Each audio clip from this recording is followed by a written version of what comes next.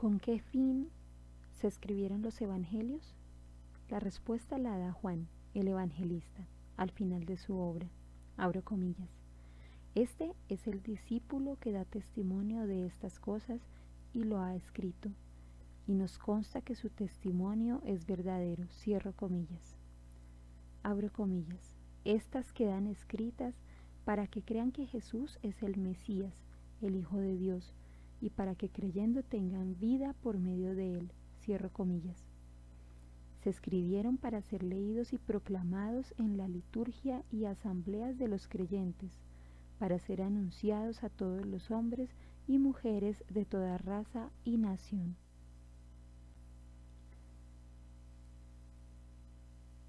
¿Cómo se formaron los evangelios? Los 4 evangelios nacieron de una tradición o evangelio oral, es decir, del anuncio y la predicación de los testigos de la vida, muerte y resurrección de Jesús. Por algún tiempo fue la palabra el único medio de transmisión y difusión de la nueva noticia. La cultura oral de aquel tiempo, basada en la importancia de la memorización individual y colectiva, no precisaba de la escritura para preservar con fidelidad el mensaje de Jesús, y así lo hicieron sus primeros seguidores, tanto en la evangelización y en la catequesis, como en las oraciones e himnos de sus liturgias y celebraciones eucarísticas.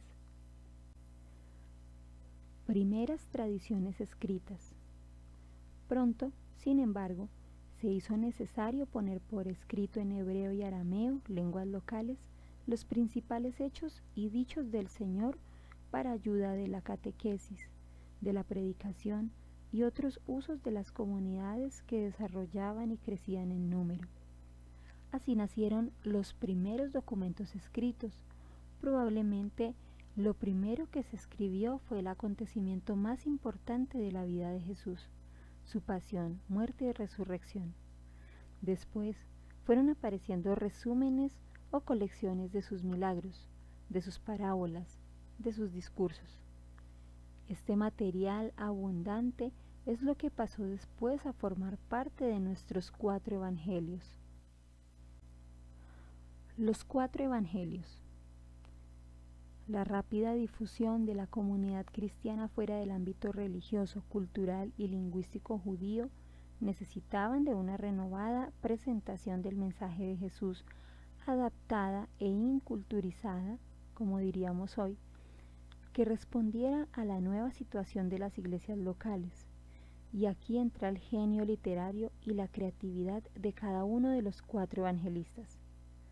Todos escribieron en griego, la lengua más hablada en el imperio de aquel entonces. Fue un importante esfuerzo de inculturizar, pues el griego no era la lengua materna de 3 de los evangelistas, y se nota. Solo Lucas, proveniente del helenismo, manifiesta su dominio. No fueron meros recopiladores que se limitaron a ordenar, traducir y retocar aquí y allá el material ya existente. Fueron verdaderos autores, quienes al seleccionar, adaptar, ampliar o abreviar sus fuentes, no solo las escritas sino otras orales, en que también se inspiraron, dejaron su impronta personal, es decir, su experiencia de fe, su visión de la Iglesia y el conocimiento que tenían de las necesidades y problemas concretos de las comunidades cristianas para las que escribieron. Aunque unidas en una fe común, eran comunidades de cultura y contextos diferentes, separadas no solo por la geografía, sino también por el tiempo. Entre el primer evangelio que se escribió, el de Marcos, y el último, el de Juan, pasaron varias décadas. Los evangelios sinópticos.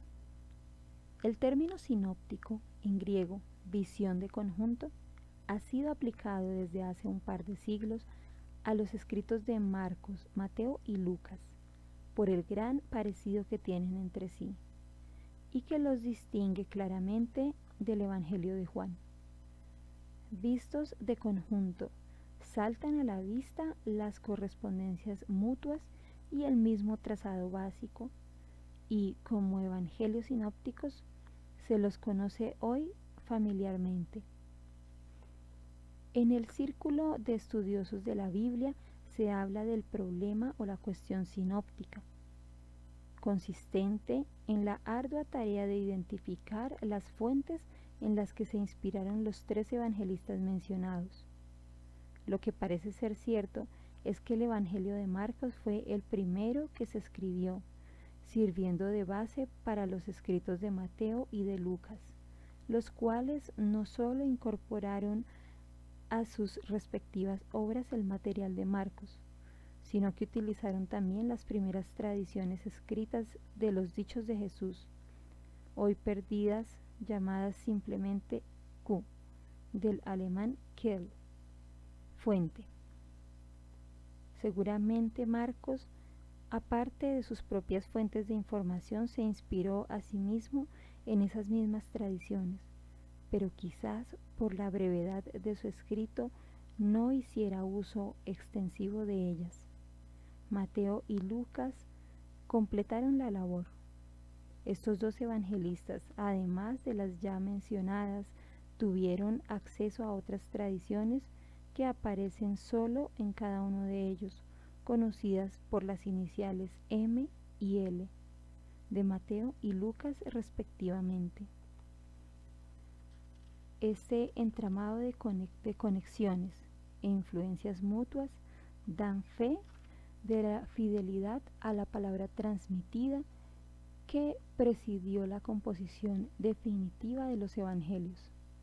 El mantener intacto el depósito de la revelación fue la gran preocupación de la Iglesia primitiva, como lo demuestran muchos escritos del Nuevo Testamento, especialmente las cartas pastorales.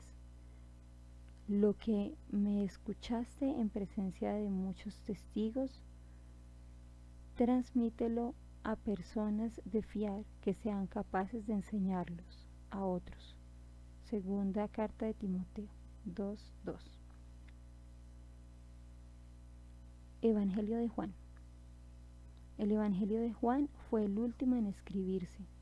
Seguramente su autor supone ampliamente conocidos los sinópticos que circulaban ya por las comunidades, y así quiso dar un enfoque distinto a su obra. No obstante, y solamente cuando viene al caso, utiliza tradiciones comunes. Fin de la introducción a los Evangelios.